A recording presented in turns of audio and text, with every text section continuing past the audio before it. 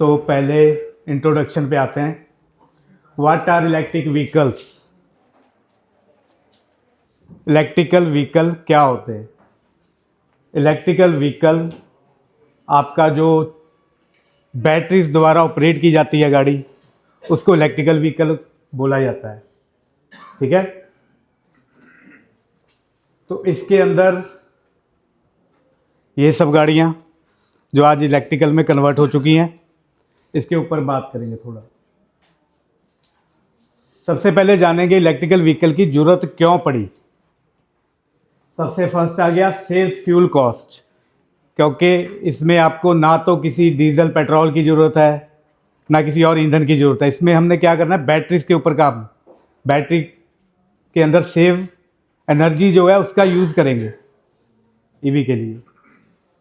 इसके बाद environmental friendly, क्योंकि ये बैटरी से ऑपरेट होता है तो कोई पोल्यूशन नहीं, जिसकी वजह से जो बड़ी सिटीज़ आती हैं उनमें बहुत ज़्यादा प्रॉब्लम है ये वाली, क्योंकि जो बड़े शहर होते हैं वहाँ पे पोल्यूशन, ठीक है सर, तो वहाँ पे ये प्रॉब्लम बहुत ज़्यादा है, तो उसको कंट्रोल करने के लिए। उसके बाद रैपिड ग्रोथ, जो अपना गवर्नमेंट ऑफ इंडिया है तो इसका एक टारगेट फिक्स हुआ है 2030 तक ज़्यादातर गाड़ियाँ ईवी में कन्वर्ट करने का। एक गवर्नमेंट के हिसाब से पॉलिसीज़ लाई जा रही हैं इसके लिए। ठीक है, 2030 तक उम्मीद है कि काफ़ी हद तक ये काम हो जाएगा हमारे यहाँ। लो मेंटेनेंस का खर्चा भी इसके ऊपर कम है थोड़ा। और गवर्नमेंट पॉलिसीज़ की बात करें तो फैम इंडिया नाम से गवर्नमेंट ने 2-3 स्कीम्स निकाली हैं 3 फेस में, जिसके अंदर ईवी को और ज़्यादा प्रमोट किया जा रहा है। ठीक है sir, future of EV, future इसका रैपिड ग्लोबल ग्रोथ। ईवी का जो आज के टाइम में आप भी देख रहे हो कि बहुत ज़्यादा अगर लोग परचेज़ करने लग गए ईवी के ऊपर, ठीक है जी, तो धीरे धीरे ये चीज़ और ग्रो करेगी। एक आने वाला नया फ्यूचर खड़ा हो जाएगा, आपके लिए नया सेक्टर खड़ा हो जाएगा जिसमें आप ग्रोथ कर सकते हो अपनी गवर्नमेंट। और इसके लिए गवर्नमेंट की तरफ से सब्सिडीज़ भी दी जा रही हैं काफ़ी हद तक, और यहाँ तक कि खाली कस्टमर को नहीं दी जा रही, जो मैन्युफैक्चर करते हैं गाड़ियाँ उस कंपनीज को भी सब्सिडी दी जा रही है आज के टाइम में। तो आप ईवी का काम सीख के कल को अपना भी कर सकते हो और अपना रिपेयरिंग का भी कोई काम अगर करना चाहते हो तो वो भी कर सकते हो। दोनों ऑप्शन है हमारे पास। ये कुछ डेटा है स्टेट वाइज कि कौन से स्टेट में किस तरह से ईवी ग्रोथ कर रही है। ठीक है, तो इसके अंदर यूपी, महाराष्ट्र, ये कुछ स्टेट्स हमने सेलेक्ट की थी, तो उसका डेटा है कि किस तरह से ईवी आगे बढ़ रही है। और ये 2030 तक जो आपको बताया उसका पूरा एक चार्ट है कि किस हिसाब से 2030 तक ईवी आपकी आगे तक ग्रो करेगी गवर्नमेंट के हिसाब से, क्योंकि जिस हिसाब से वो आगे काम कर रहे हैं।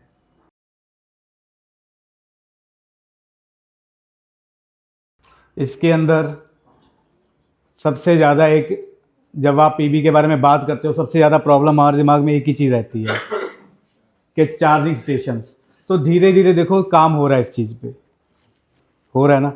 पहले स्टार्टिंग में ईवी स्टेशन बहुत कम थे, लेकिन आज के टाइम में धीरे धीरे इनको बढ़ाया जा रहा है। तो जैसे जैसे ये स्ट्रक्चर आगे बढ़ेगा तो ये प्रॉब्लम काफ़ी हद तक सॉल्व हो जाएगी, क्योंकि हमें सबसे ज़्यादा प्रॉब्लम किस चीज़ में आती है, लॉन्ग रेंज के बारे में। ईवी का नाम आते ही हमारे दिमाग में एक नेगेटिव चीज़ आती है कि लॉन्ग ड्राइव पे क्या करेंगे, क्योंकि नॉर्मली जो हमारी ईवी अभी आ रही हैं 400-500 किलोमीटर की रेंज तक है। ठीक है, तो 400-500, अब हमने कई बार हम सोचते हैं हमें कल को लॉन्ग रूट पे जाना है या वहाँ पे प्रॉब्लम्स, तो इसके लिए ईवी स्ट्रक्चर धीरे धीरे ग्रो कर रहा है हमारा। तो आने वाले टाइम में हमें बहुत ही ज़्यादा इसमें सुधार दिखेगा कि धीरे धीरे चार्जिंग स्टेशंस आपके बढ़ जाएंगे।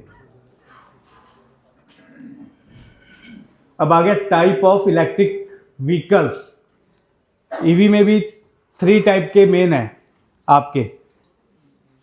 फर्स्ट आ गया BEV, इसका मतलब है fully electric no engine, full electric, जिसमें 2 व्हीलर 3 व्हीलर 4 व्हीलर गाड़ियाँ आपकी आ रही हैं जिनमें इंजन नहीं होता और आपका सीधा ओनली बैटरीज पे सारा सिस्टम काम कर रहा है। उसके बाद आ गया HEV। HEV का पूरा नाम है हाइब्रिड इलेक्ट्रिक व्हीकल।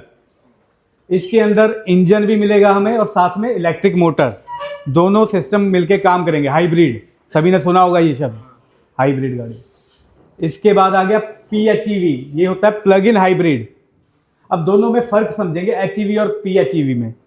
इसके अंदर जो आपकी HEV है, हाइब्रिड इलेक्ट्रिक व्हीकल, इसके अंदर जो मोटर लगी है, बैटरीज लगी हैं, इनको इंटरनल ही चार्ज किया जाता है गाड़ी द्वारा। जो इसके अंदर अल्टरनेटर है ना, वही इसको चार्ज करेगा। और जो आ गया PHEV प्लग इन हाइब्रिड, इसके अंदर मोटर लगी ज़रूर है लेकिन चार्जिंग इसकी एक्सटर्नल करनी पड़ती है हमें, बाहर से चार्जिंग होगी इसकी।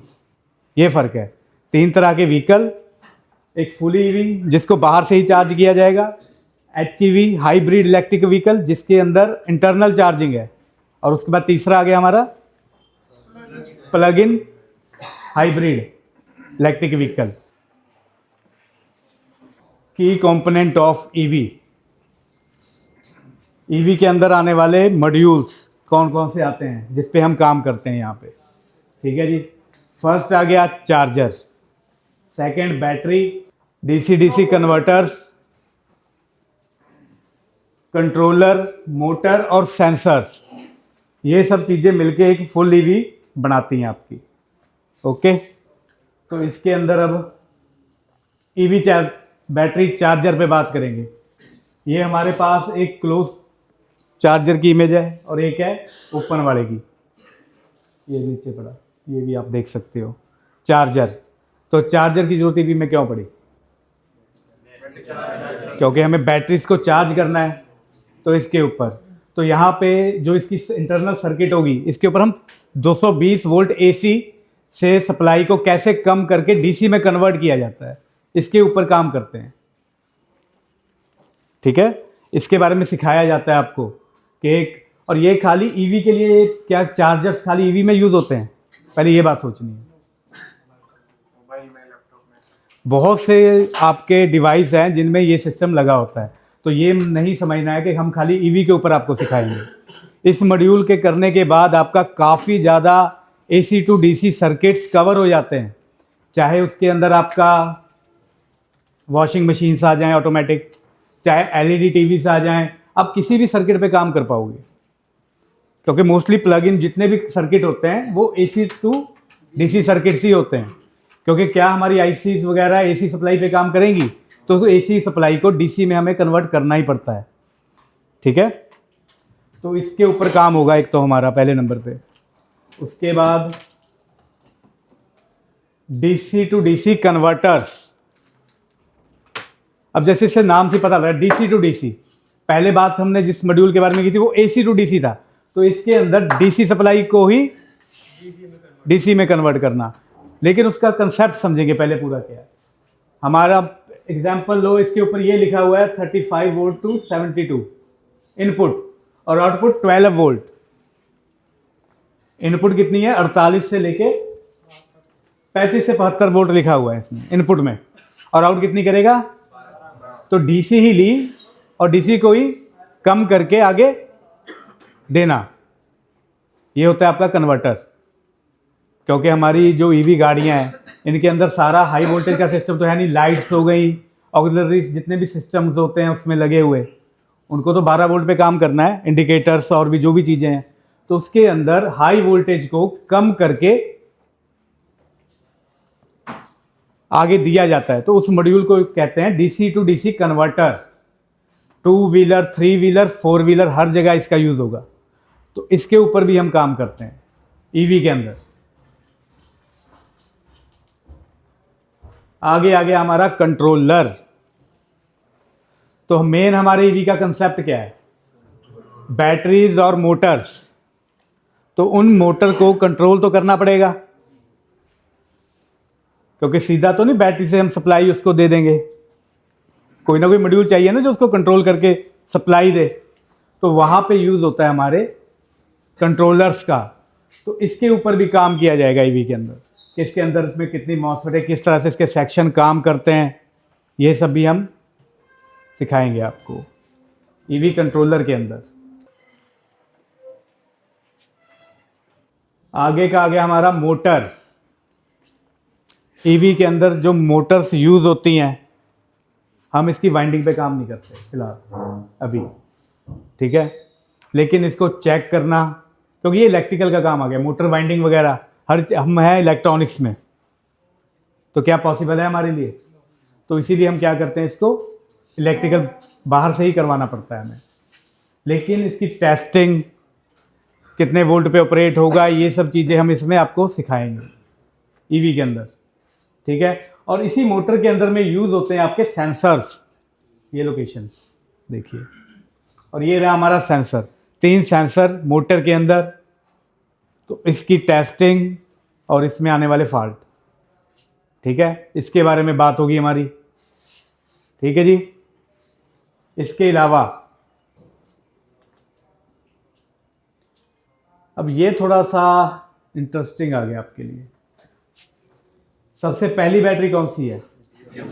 सब ने सुना होगा, फायदे नुकसान, महंगी सस्ती, ये सब जानते हो आप में से, ऐसे ही है। तो इसमें लिथियम के बारे में भी बताया जाएगा आपको।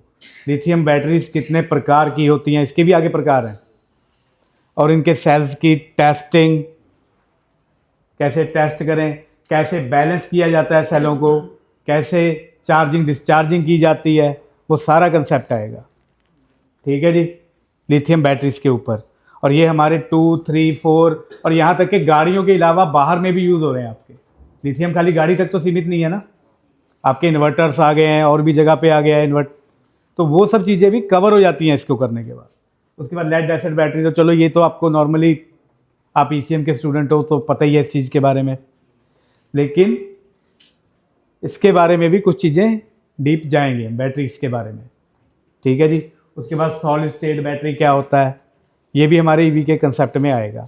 इंडिया में अभी थोड़ा कॉस्टली है ये बैटरी, तो अभी फ़िलहाल कंपनियां, बहुत कम कंपनियों के पास है ये, क्योंकि कॉस्ट बहुत ज़्यादा बढ़ जाती है इसकी लगाने के बाद, तो इसीलिए कंपनियां कम यूज़ कर रही हैं इस बैटरीज को, ठीक है जी।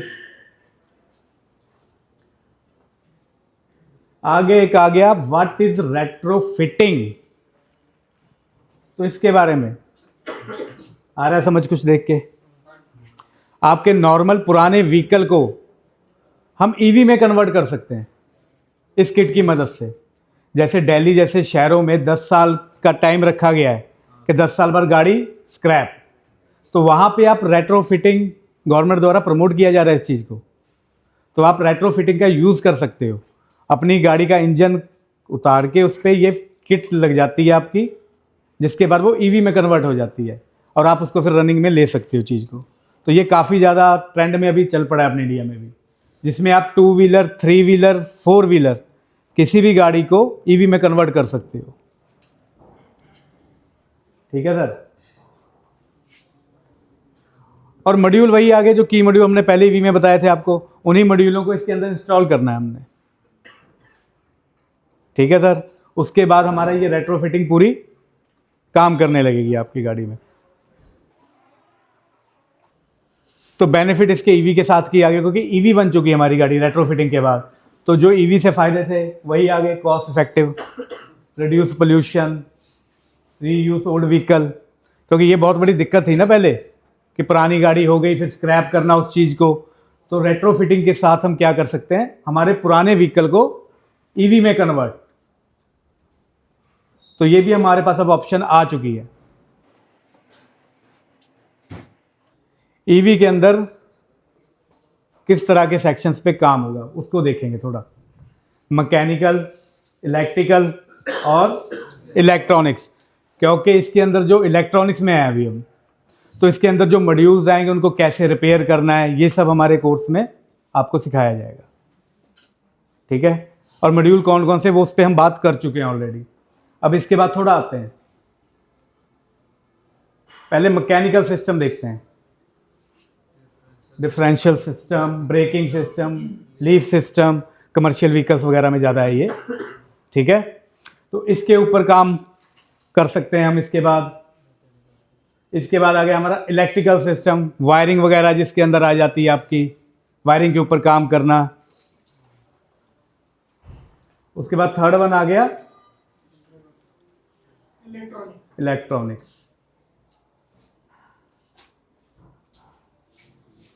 ईवी कंट्रोलर, इसके ऊपर काम हम 2 व्हीलर 3 व्हीलर। अगर बात आती है 4 व्हीलर की, तो क्या 4 व्हीलर में सिस्टम चेंज हो जाएगा? क्योंकि किसी मोटर को एक मॉसफेट द्वारा ही कंट्रोल किया जाता है। ये सब चीज़ें आपको सिखाई जाएंगी। तो इस कोर्स को करने के बाद आप 2 व्हीलर 3 व्हीलर 4 व्हीलर किसी भी कंसेप्ट पे काम कर सकते हो। ठीक है जी। अब इसके बाद इंडस्ट्री लेवल पीसीबी, इस ऑप्शन पे आते हैं। क्या ईवी की ट्रेनिंग के बाद मैं दूसरे मॉड्यूल्स पे भी काम कर पाऊंगा कि नहीं, इस चीज़ को समझना है आपने।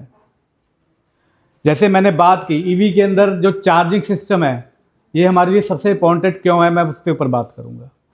इंडस्ट्री के अंदर भी एसी सप्लाईज का यूज़ होता है ज़्यादा, और मैंने पहले भी आपको बोला कि एसी सप्लाईज को डायरेक्टली हमारे सर्किट्स में यूज़ नहीं किया जा सकता। इसको कन्वर्ट करना पड़ेगा एसी को डीसी के अंदर, क्योंकि हमारे आईसीज, रेजिस्टर, डायोड्स, जितने भी अंदर इंटरनल कंपोनेंट हैं वो एसी पे काम करने वाले हैं, वो डीसी के लिए बनाए गए। तो इसीलिए हमें ये चीज़ करनी है। और इंडस्ट्रियल में क्या है, उसमें भी यही सब चीज़ें होती हैं। पीसीबी तो हमारे लिए पीसीबी हो गई ना, अब कंपोनेंट वही हैं। ऐसा तो नहीं कि एक मॉड्यूल में जो कंपोनेंट काम कर रहा है वो दूसरे में चेंज हो जाएगा, ऐसा तो नहीं है पॉसिबल। अगर आपको हमने आज रजिस्टर यहाँ पे सिखाई, आप रजिस्टर के बारे में जान चुके हो, क्या वो रजिस्टर किसी अदर मॉड्यूल में जाने के बाद उसका काम चेंज हो जाएगा? ये चीज़ समझनी है हमने। ठीक है जी। तो इसको करने के बाद आप किसी भी तरह के मॉड्यूल पे काम कर पाओगे। एसी टू डीसी सर्किट्स के बारे में जानने के बाद आप किसी भी तरह का मॉड्यूल कर सकते हो। अब आपके मन में आता है इस कोर्स करने के बाद आपका फ्यूचर प्लानिंग क्या है, आगे क्या करना चाहते हो, क्या आपके उसमें आ रहा है दिमाग में। तो ये उसके लिए थोड़ा सा हमने बनाया है। एक स्टूडेंट के मन में आने वाले क्वेश्चंस क्या है, जॉब, गवर्नमेंट सेक्टर या प्राइवेट सेक्टर, यही होता है ना। अगर आप अपना बिजनेस करना चाहते हो तो उसके लिए how to start a business, तो कोई भी बिजनेस स्टार्ट करना पहले उसके बारे में नॉलेज तो चाहिए हमें। ठीक है जी। तो वही इस कोर्स को करने के बाद आपको एक क्लैरिटी मिलेगी आपके माइंड के अंदर कि कैसे हम इस कोर्स को काम को सीखें और आगे काम स्टार्ट कर सकते हैं। इसमें बहुत सी अपॉर्चुनिटीज़ हैं आपके लिए कि आप खाली ईवी को मत ये ना समझो कि वो जुड़ा हुआ, इसके अंदर बहुत से सेक्शन है। खाली बैटरीज का भी अगर मैं काम बताऊँ ना, लिथियम के बारे में हमने पहले बात की, तो लिथियम के अंदर ही बहुत काम है, बहुत काम। आप खाली बैटरीज का काम कर सकते हो, उसमें भी अच्छी इनकम है आपकी। लिथियम बैटरी मैन्युफैक्चरिंग एक नया सेक्टर खड़ा हो रहा है हमारे लिए, जिसमें आप अपना कैरियर आगे बढ़ा सकते हो। इसके अंदर ये नहीं है कि खाली आप गाड़ियों से रिलेटेड काम कर सकते हैं हम, क्योंकि आपकी लिथियम मैंने पहले भी बोला इन्वर्टर से लेके हर जगह यूज़ हो रही है, सोलर इन्वर्टर्स में आ रही है, हर जगह पे आ रही है, तो आप उसमें काम कर सकते हो, कोई दिक्कत नहीं है। ठीक है सर।